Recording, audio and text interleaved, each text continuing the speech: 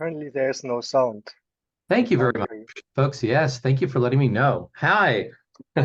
Welcome, everybody, to our generative AI update. We're going to be starting in just one moment, but I'm going to ask you first to think about something and to start putting your hands on some materials. So, if you are teaching, I'd like for you to think about what material you'd like to have your students be familiar with. These could be book chapters, these could be articles. This should be something which is available on the web and that you'd be comfortable uploading to someplace that may not be secure on the web. So it can't have any HIPAA information, any FERPA. It can't be, copyrighted that you personally don't have access to. Second, if you are leading a lab, I would be interested in you putting your hands on the papers or the material that you would like your newest lab members to be familiar with, or papers that you might want to refer to or think about as you are writing or preparing proposals. Again, this ought to be something that you ought to be willing to share. So have that in the back of your mind. See if you can get your hands on these. Ideally, you'd have them downloaded someplace just so you have access to them and you can upload them. All right? So have that in the back of your mind. And with that, we'll get started. Hi, I'm Jesse Spencer Smith, and I'm Chief Data Scientist at the Data Science Institute. And we're going to be going over an update on what's been happening the last few months in generative AI. And of course, the answer is a great deal. But let's go ahead and I'm going to see if I can remind you about where we were in the past. So if you've been part of any of our previous workshops, you're going to be familiar with a graph that I use to sort of describe transformer models. So, oh, come on, you. There we go. So if you've been part of a workshop before, you'll remember that what we talk about is that you have some context, and this could be a prompt, which you put into a transformer. And this whole thing is a transformer. And what's really happening under the covers is it's producing the next token. And you'll recall that a token is a word or a subword.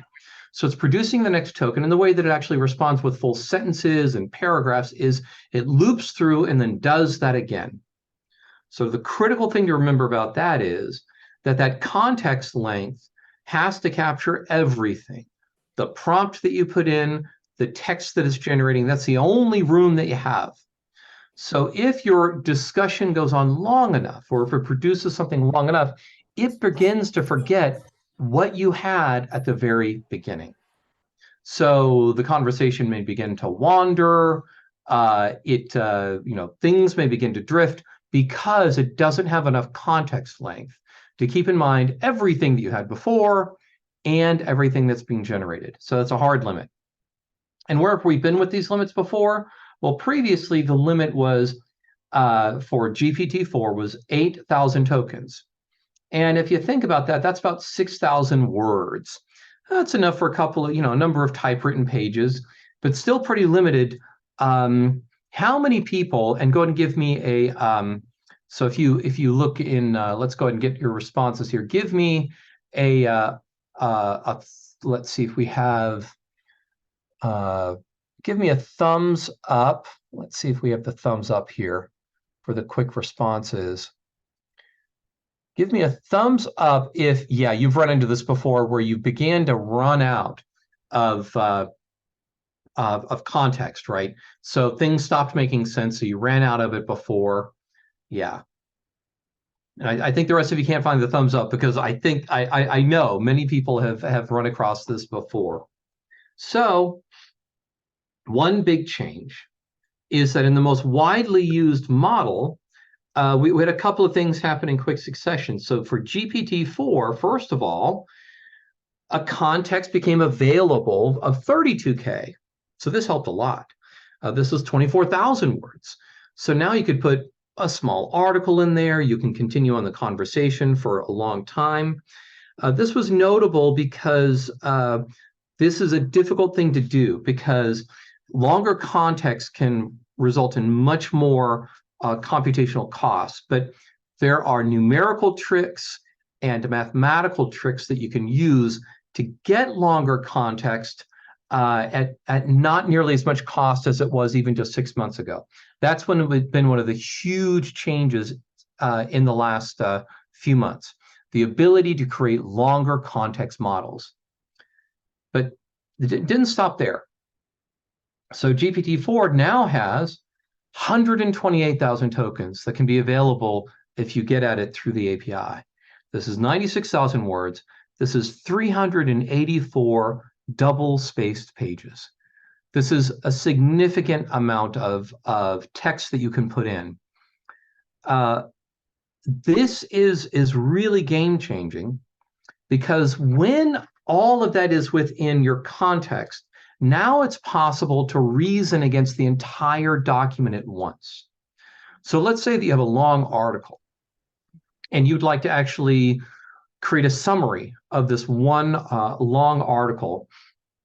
Previously, that was very difficult. Even if you used an approach called RAG, which is sort of like an offline storage of the document, and then we'll look at this in just a moment. Then the AI could go and look up chunks out of it. Still, with RAG, which is retrieval augmented generation, it's only pulling out chunks. It's not pulling out the whole thing. So you can't ask for a summary of the entire article.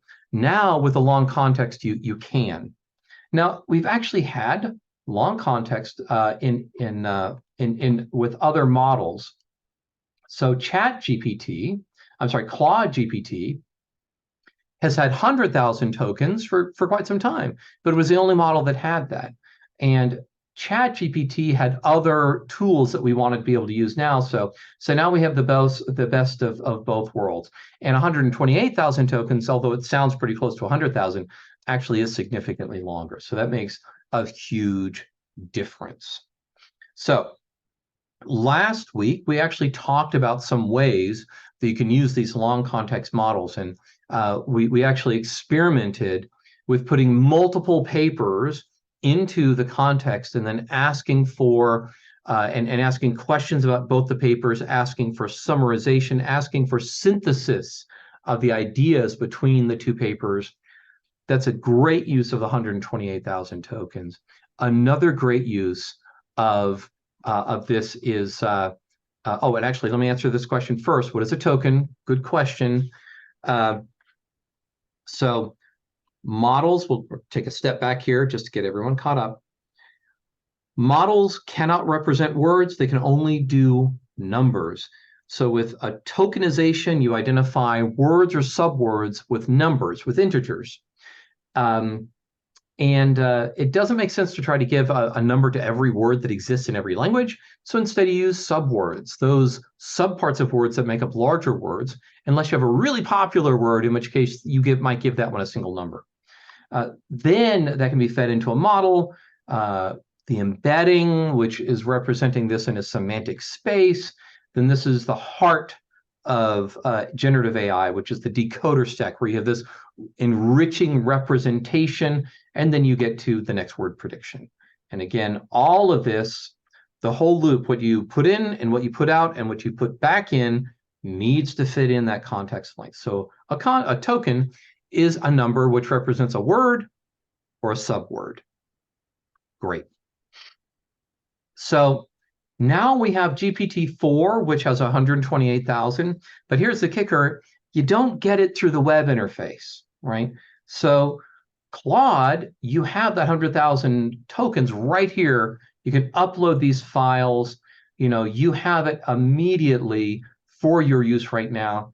You don't have that with ChatGPT. So, and they have their different strengths and weaknesses. GPT-4 is the stronger coder right now, but frankly, Claude is doing a better job for me right now of pulling in long PDFs and allowing me to ask questions and reason against multiple papers. More success with that than with GPT-4 right now. So I bounce back and forth. The other thing, which is huge, is that with the advent of this new GPT-4 model called GPT-4 Turbo, The training has also been updated. In the text in the chat, can somebody remind me what was the cutoff date for GPT-4 previously? And by cutoff date, that means when the training ended. So what world did GPT-4 know at the beginning of last week? Yeah, it was actually November, right? September and November. Yeah, so September of 2021 was GPT-4, exactly right. So before last week, the world that GPT-4 knew was September of 2021. Well, a lot's happened since then. So now with the release of this, now this has been updated to, and somebody's going to have to correct me on this, so I believe that it's March of 2023. So now essentially 2 additional years of knowledge have been added to GPT-4. So this is especially important if you're trying to do things like write code. Something that you would run across frequently when you're trying to write code with GPT-4 was it wouldn't know about the more recent libraries. April 2023, perfect, thank you. So now, if a library has been written since, it's been written and introduced before April 2023, there's a much greater chance that GPT-4 will know about it. So now you don't have to do quite so much of giving extra context so it can understand what you're trying to write and giving the documentation of a library that it doesn't know. Now it's up to date for April 2023. So huge advance there. And context length much longer. Let's talk about, but I'm going to talk about some other advances, but any questions about context length, training date cutoff, and what advances those offer? Go ahead and put it in the chat, or feel free to unmute yourself and to ask your question.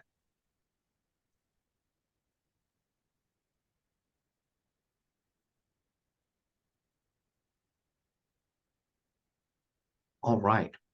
I'd like to mention one additional opportunity that you have now that you have these long context models. And that is when you're doing coding, especially when you're coding for research. Now, what you can do is you can upload a paper which describes the ideas behind what you are coding. So let's say that you are writing code, it's a particular astrophysics problem. You can actually upload a paper that describes what's known about the phenomena, the properties that are known, even describes the mathematics behind it. Then you can begin to write code using that paper as context. So you can describe what you're trying to do, referencing the paper itself. If you're writing code and there's already pre-existing code, then you can upload the entire code base of the existing code and say, here's my existing code. Now I'm writing additional functionality. Help me code. And so it will work with the rest of the code, but solve this other problem. This is a huge game changer. Now you're not having to go back and forth and modify because it doesn't quite work with your existing code base. And finally, you can do all of that together. Upload the paper that describes, a pre-existing solution, the code that was given with that pre-existing solution, then begin coding an update on that using new theory or new ideas. This is a huge accelerator for generating new code and new solutions. So that is a great use of long context. Other questions about good use of long context models?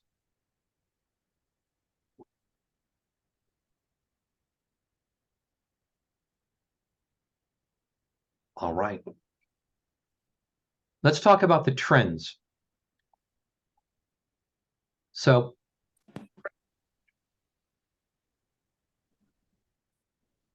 yep, feel free to unmute and to ask your question if you'd like to.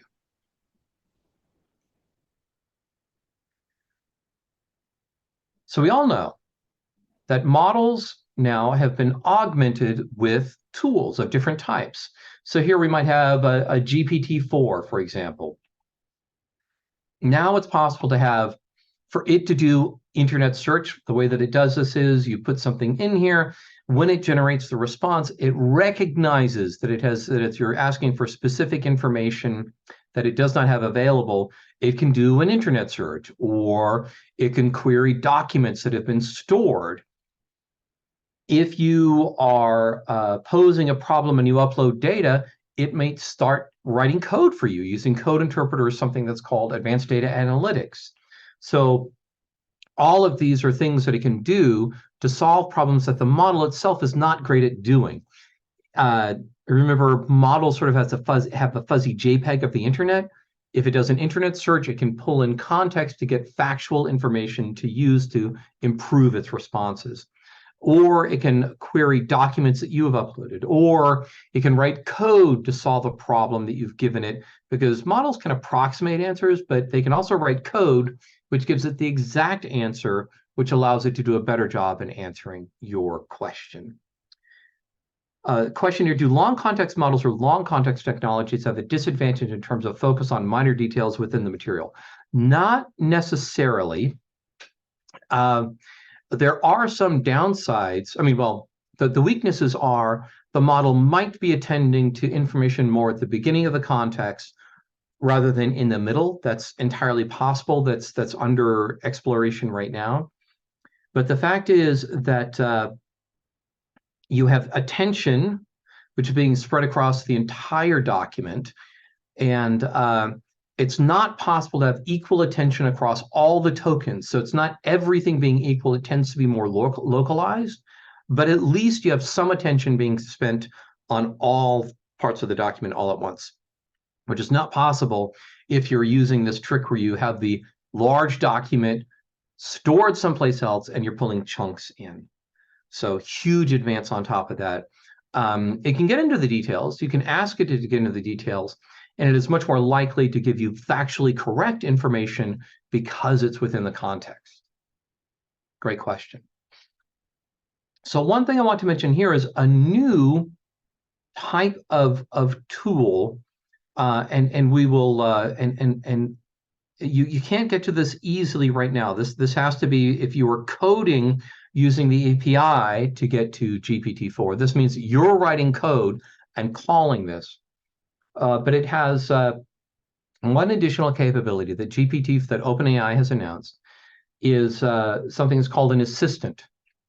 And an assistant is something that you call using the API. That means you write Python code or some code, and then you call out to it. So if you want to ask it a question, the code sends it a question, gets information back. And it has all of these capabilities: document stores, code interpreter, internet search, and something called the thread. And what the thread does is, over a long period of time, keeps track of what you've been discussing. So as long as you keep that assistant alive, it will recall what you've done. This is hugely, oh, you're seeing the Claude. Oh, thank you so much for letting me know that you're still seeing Claude. It's fascinating that it did not switch over. Thanks so much for letting me know. So here we go. Here we have GPT-4. Now we have the different tools you have available: internet search, document store, code interpreter, thread reference. So this is the first time we've had easy access to a long-running context with a model. The trick that it's doing is it's saving and creating its own document store of what you've been discussing with the assistant. But think about what you can do with this assistant. Let's say that you could build an assistant that you might use for a class. It'd keep track of any notes that you've made, any documents that you've been given about the class, anything that you've asked about. It has that full history of you interacting with the model with regards to this class. Or maybe just have an assistant that's your life assistant. Anytime you do anything. So if you have a conversation with somebody on Zoom, maybe you go ahead and you put that into submit it to the assistant. Now you can do things like, I was talking to a person and I don't remember who it was. I remember that we were talking about embeddings, and this had to do something with archaeology. Who was I talking to? Now the assistant can actually help you go and do a semantic search against all documents, previous threads, previous conversations, and pull that in. That's really a remarkable change in how we interact with these models that we've not had previously. So Brian, you ask, is there talk of using techniques like convolution with long stretches of tokens to classify sections worth focusing on? So on how classify, similar to how classification improved in the vision space. There are interesting approaches to attention. One thing that I've seen that's been very successful for multimodal models is something that's called axial attention, but usually not CNN within attention because it's so computationally expensive. We've gotten to the point where you can have linear growth and complexity and compute and storage in attention. So as context gets longer, it used to be that compute and storage would grow as a square with the length of the context, which is why they were so short. Now you can grow something closer to linear, but yes, I wouldn't be surprised if we start seeing something which has immense contexts. But personally, I've not seen anything using convolution, but you might be able to. We've had pretty good success with the approaches we've had so far, but that is an active area of research, absolutely. All right, so where are we going next with all this stuff? Well, we already have autonomous agents, but now the idea is closing this loop and being able to pose problems and have all of these tools be available and having the models iterate on problems and then come back to you with solutions. This is likely one of the places that we'll be going to next most easily. So one of the other things that has happened is that it's now gotten dead simple to use these tools, especially the document store. So let's talk about what that solution looks like. So let's go ahead and move this out of the way here. And let's go to ChatGPT. So if you have a paid ChatGPT, and I strongly suggest this, right now they've paused adding new people. So right now as of yesterday, you could not get a new ChatGPT Plus. They've frozen signups. Maybe they've opened them up now, but they've had a huge rush on the resources. So, but if you do have one, and whenever you can get one, you'll notice that now in addition to here, you have Explore. So go ahead and click on Explore. And those of you with ChatGPT Plus, go ahead and get to ChatGPT Plus. Make sure that you're in GPT-4, and let's click Explore. So a couple of things here. So now you have create a GPT. So first of all, notice the land grab on the word, the phrase, or the letters GPT. So OpenAI is now rebranding a GPT to mean a customized version of ChatGPT for a specific purpose. So they want to become the Coke. They want to own the Coke name for sodas. So they want to, if you say GPTs, they want it to be their GPT. So what's going on here? Let's go and click on this and see what this is. And I'm gonna need your help doing this. All right, so here you can build a new GPT.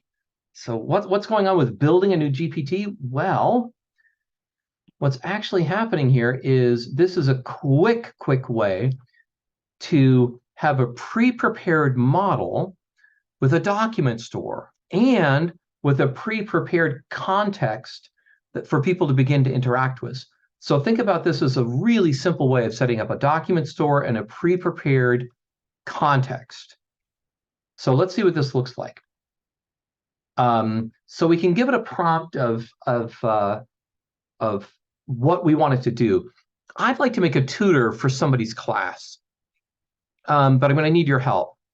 Who here is teaching this semester, or even better yet, teaching next semester, and has some materials that you might want your students to interact with? So who's going to be brave and step forward? Fantastic. Gregor, thank you. So what are you going to be teaching next semester?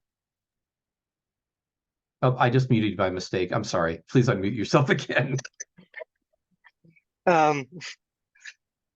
So I was teaching this semester basically just a few classes on signal transduction to the students, and then they had to basically read a paper and summarize this, and then we had a discussion about that. So it's not like it's a standard graduate school class.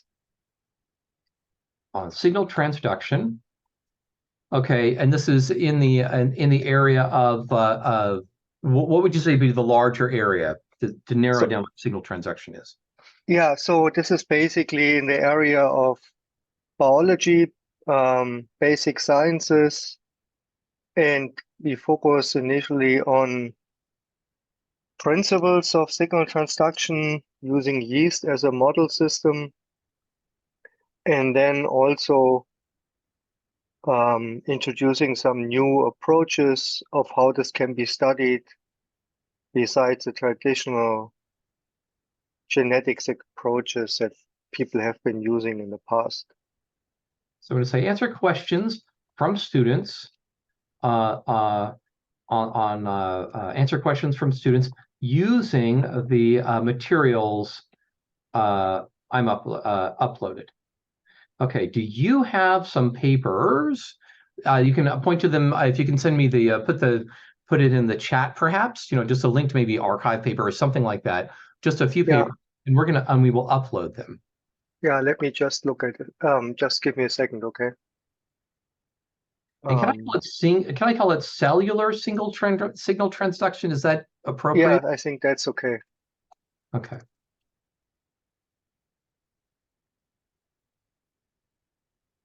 Okay, the students are graduate students? Yes. And they're actually quantitative students, so meaning they have background in biochemistry, chemistry, physics, and maybe a little bit of computer science. Okay, could you repeat that one time? I didn't quite repeat that. Maybe I can. Sorry. Yeah, backgrounds in biochemistry, okay, physics, and computer science.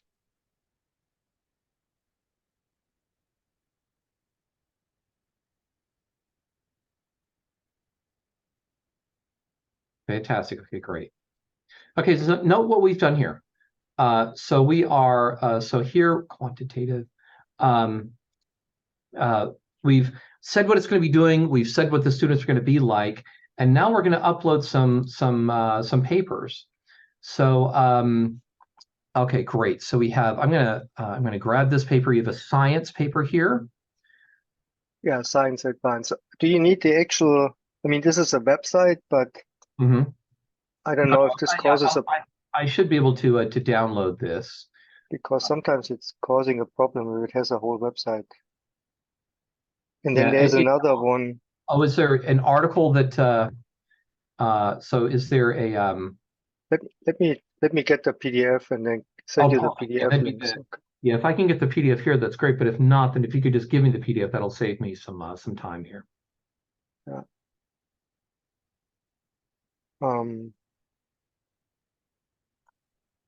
And you can email me the PDF. Okay. Oh, perfect. Excellent. Excellent. Actually, you just have to download it. I think it's easier. Just have it in the browser. So, and then there's a second one.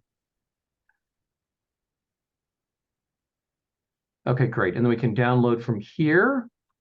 Save for, let's see. I'm going to print it to, I'm sorry, go ahead. You just go for offline reading. If you go to the save. Yeah. Oh, and say save for offline reading? Yeah, I think this will do it. Okay. Usually then saved in your download folders or something like that. Excellent. Okay, great. So I'm going to choose the most recent. So no, it's not genome.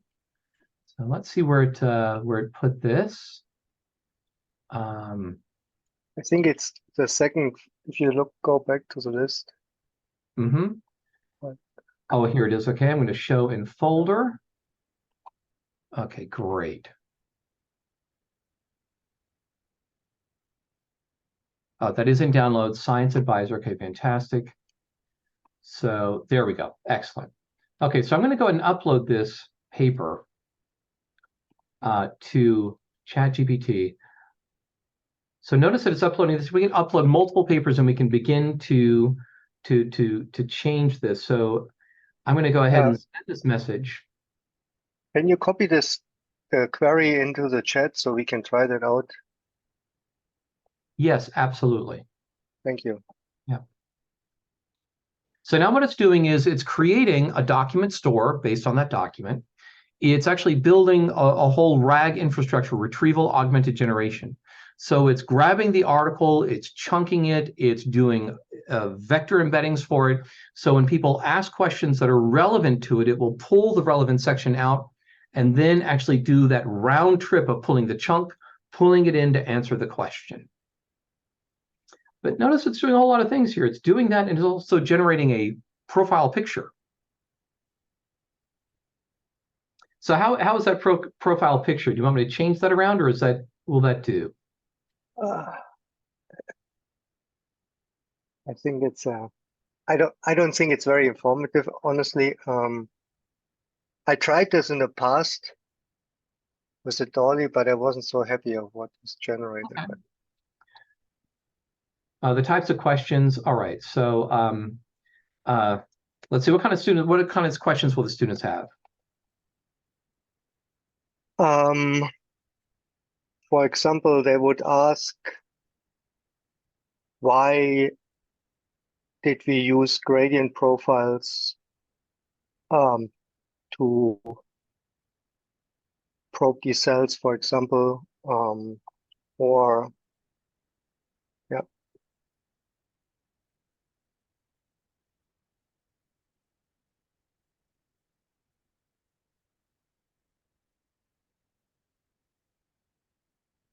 Okay. So notice that it's building this and explain how yeast models help in signaling. Can you illustrate the role of physics? How to cellular and we can actually try one of these. It's updating the GPT. When it does this, it will stop this work. So we're going to give it its behavior updated. So note on this side, you can continually update as you have more papers, more information, or better guidance. You can always do that. It will then regenerate the GPT and then make it available again. So now it's updating again. And you can even guide it to say, hey, focus on these things, steer away from these others. And as soon as it's done updating, then it will send that back out, okay? Is there a limit of how many papers you can upload? No, not really. I mean, because it's not trying to put that in context, you can put many papers. I've not hit the limit yet. Let's go and try one of these. What's a question you might ask it? What are the different techniques that have been used in this manuscript? Well, can you just say what are the different techniques that used in can you make it more general rather than this transcript? Can you say different techniques used to study? So, well, I mean, I'm not quite sure I understand. So you used to study signal transduction. Is that an okay question? Yeah, I think that's a good question. Okay. Now notice I'm only saying signal transduction here, right? I'm not saying cellular, I'm saying yeast. And so what it's doing now, so now it references the article. So when it finds information in any of the papers that you have, it'll reference the article and then pull the information out and then present that as an answer to the question. How are the answers so far? I think they're all good. So think about this. In the span of about 10 minutes, we've built a pretty reasonable tool to help you in your classes, or to help you with in your lab. If you want to build some expertise to help onboard people in your lab, upload the papers, give an idea of what the lab is about and what it's not about. And then one thing now that this is here, I'm going to go and open up another Chat GPT window right here. Notice up here that I have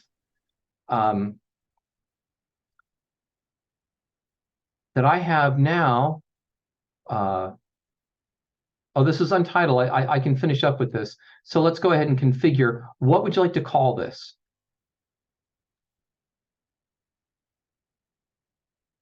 What do you think, Gregor?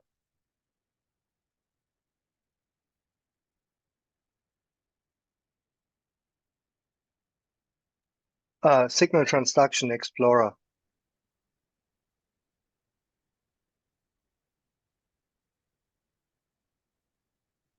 All right. So now that we've named it, and it has the sample questions that you can change if you want to here. Here's the knowledge that is uploaded. You can upload more. These are the things that it can do. So it can use Code Interpreter if there are things you want it to write. You can add actions. You can do additional settings. So you actually have quite a bit of freedom to create what you want to create here. So let's go and back up. And now you can see that we have this available. And actually, we can share this model just by sharing this link. So I'll refresh this, and you'll see this appear over here to the left. Oh, I might need to make it public. But now I can share this link with everyone in the class. And they can have access to it, answer their questions. So this has been a huge advance in the ease of creating useful, now called GPTs, as resources for your class and for your research labs. And you don't need to have a subscription. And so you need to have the pro version, but then you can make it available to other people. They'll only have, if they don't have a subscription, I don't know how many turns they'll have with it. But you don't have to have a paid subscription to access it. It just may be limited to how many turns they have with it. So what questions do you have about creating GPTs? So can you also use this to basically as a tool to write codes for the students, like general purpose, or? So it can write code. The code that it creates is going to be using Code Interpreter, and so it's very limited in the libraries that it has. But no, you could use it to write code here as well. It would just be, if we go to this, we can say, please write me a program which can read the following file format. You could do that. It still has all the capabilities of GPT-4. It just won't have, it won't be able to run the code. It'll serve up the code, but will keep in mind the framework that you have. Other questions? Question in chat. Okay, are there any options for providing a more secure on-premise GPT? Yes, we're working on those. And Jules, are you on right now? I have too many people on my screen, so I can't tell if you're here. If you're here, can you unmute? I don't think Jules is going to be able to join us. So Jules White is actually working on figuring out and working with the university to figure out how to make this happen. There are a number of different options, so definitely stay tuned. We do have an on-prem solution now through Microsoft Azure for getting to GPT-4, but it doesn't have all this extra tooling. So yes, we are absolutely looking to this for more sensitive information. Right now, remember that it is not secure. So anything you put up there has to be you have to be comfortable having it being publicly available. All right, other questions about creating GPTs? Can it also analyze a paper and then basically search and gives you a list of papers that are similar in terms of scope? Yes. Yeah. So as they pose questions in the interactive window, it will pull up the papers that it thinks are appropriate, and then pull out the chunks from the papers that it think are most important. So you can imagine having multiple papers, and then it pulling out the ones that match that query as closely as possible.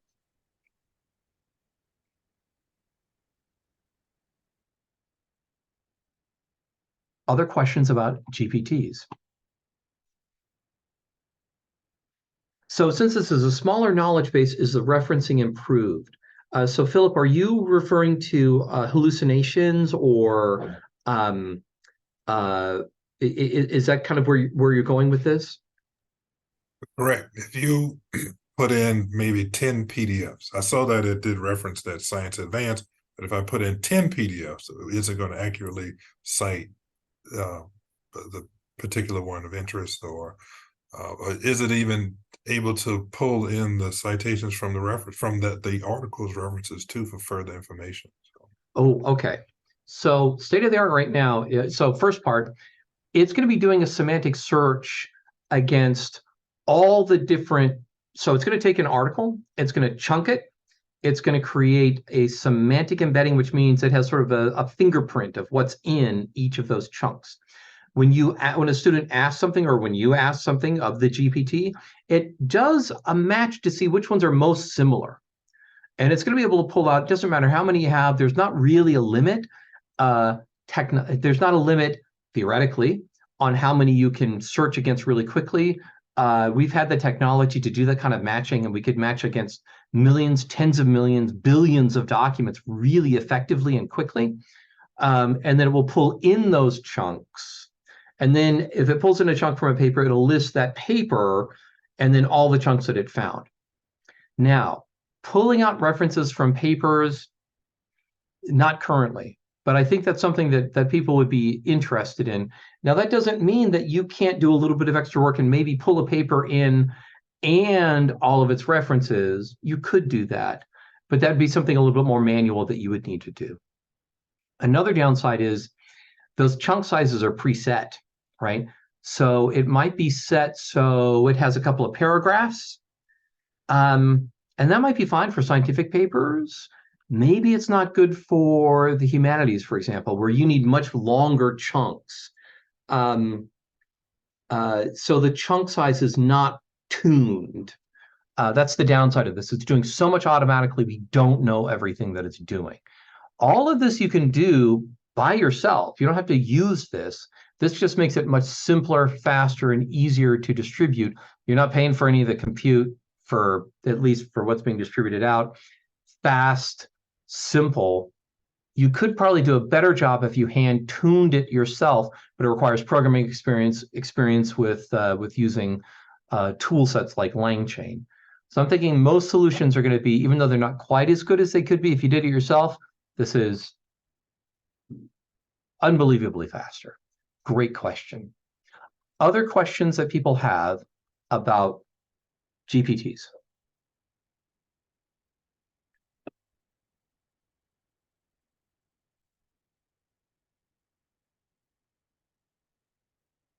A few people here have created GPTs. If you've created a GPT, I would love to hear what you've created. Put it in the chat, or feel free to unmute yourself and share what you've created so far.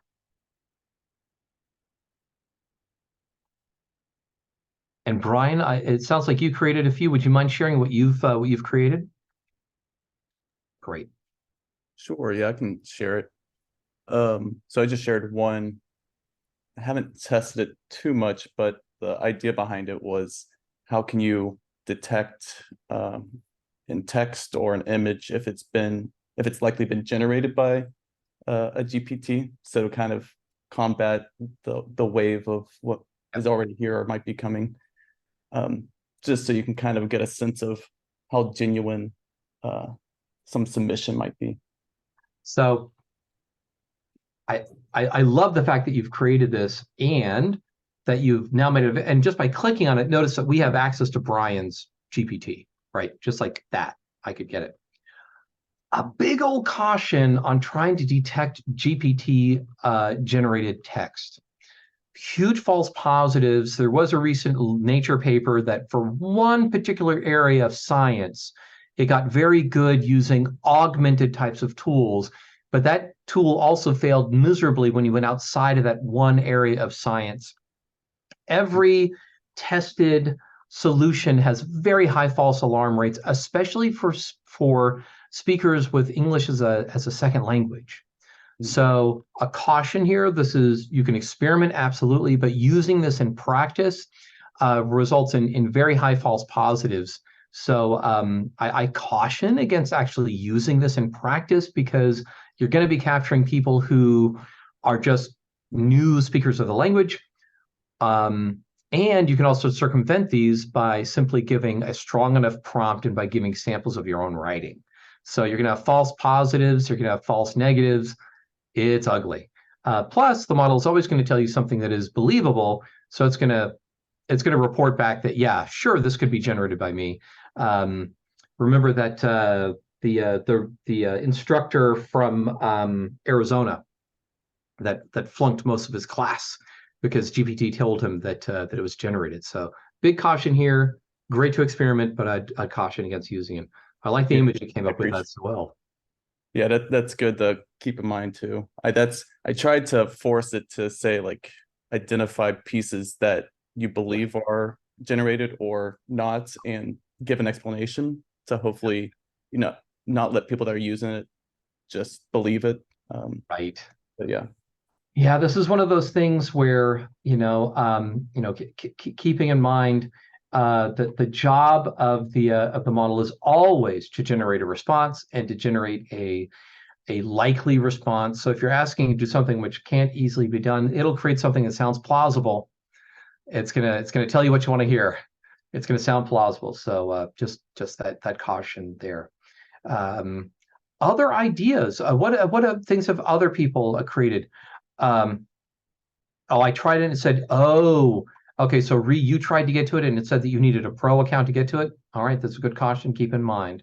So at least for some, you need to have the paid account to get to it. Are there other GPTs that people have created?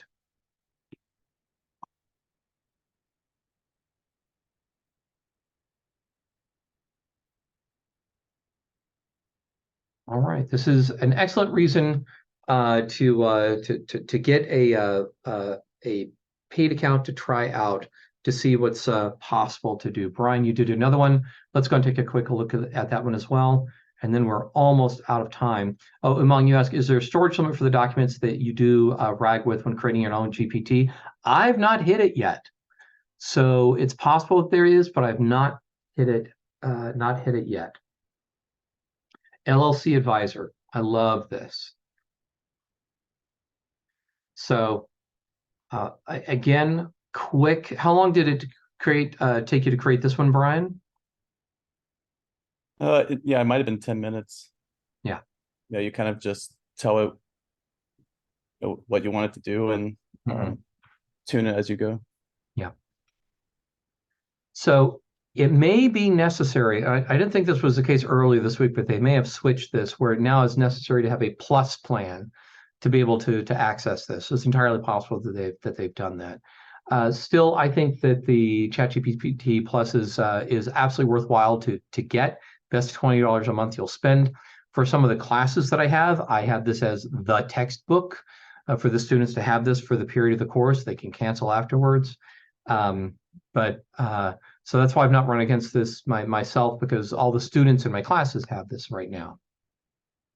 So Philip asks, is this the equivalent of chatbot? Yes, but it's a chatbot backed by RAG, by retrieval augmented generation. And recall that it also has these other capabilities. When we created our signal transduction explorer, recall that when we configured it, that we were able to upload knowledge, so articles. That's something you can't just do with a chatbot. And you can give it capabilities: web browsing, image generation, or quote interpreter. So these are things that a standard chatbot wouldn't have. So it's a chatbot, but augmented with document lookup, with the tools for web browsing, the tools for generation, code interpreter. So the way to think about it is, yeah, it's a chatbot, but it's a chatbot which has access to all of these tools. So chatbot plus, and what OpenAI would like you to call it, a GPT. All right. So we're getting close to the end of our time here. One thing that else that I'll mention again, just to remind you of, this requires more work to get to, but a recent advance from OpenAI has been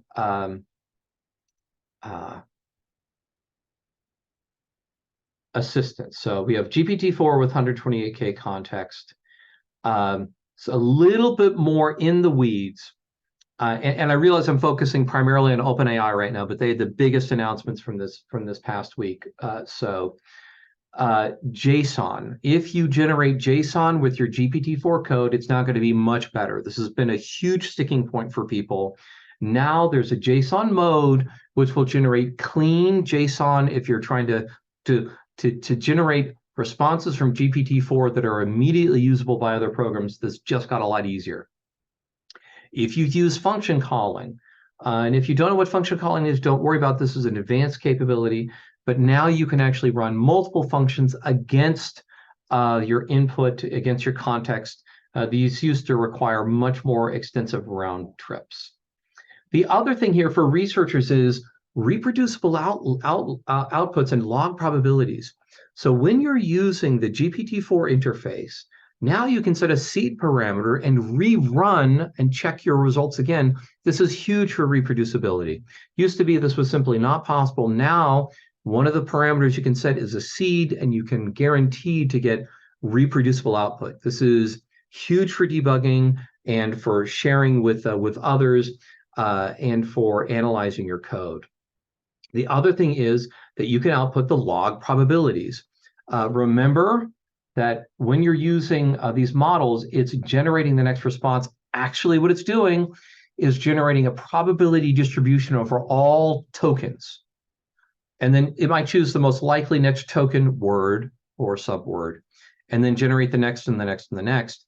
Used to be those probabilities were hidden from you. Now, when GPT-4, you can see them. This is hugely important for doing more advanced types of research using these models. So a very, very important advancements for scientific research especially. So these for scientific research and for building tools and building solutions, these two advancements are very important. It used to be that in order to get reproducibility, you had to use your own open source model. Now, this opens the door to using these larger models. Finally, I'll mention assistants. Assistants are especially important for building persistent and infinitely long threads. So you can build an assistant which you can have with you and which keeps track of everything that you've done with this particular assistant. Think of a long-running GPT. So even from quite some time from now, you can recall and actually do a semantic search against everything that you've done with this model. I think we're going to find huge examples of this, and this is going to be really transformative in how we think about how we keep track of what we know in the interactions that we've had. Going to make huge difference in interactions in business and in academia as well. We're just beginning to see what a difference this might make. All right, folks. Thank you very much for your time and for your attention. I'm going to stick around now for any additional questions that you might have about any of these advancements and also what might be coming next. But look forward to seeing you at our next workshop. Thank you all very much. Jesse. You're welcome.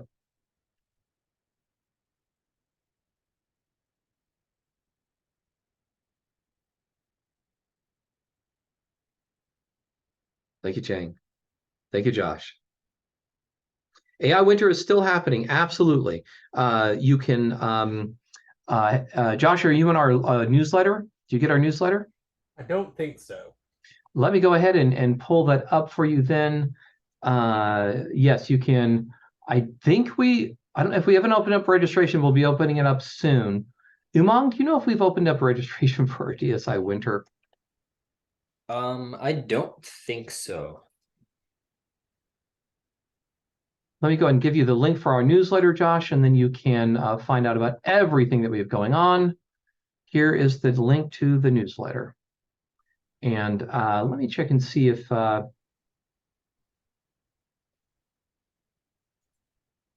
if it's not open now, it'll be open shortly. Awesome. Thank you, guys. Absolutely. All right. Rebecca, Josh, any additional questions? All right. Very good. Then I'll finish up the session. Pleasure to see you all. Take care. Hey, Jesse, I had a quick question before you hop off. Yes, absolutely. Okay. And this is related to the medieval French project. Yes. So I just met with her and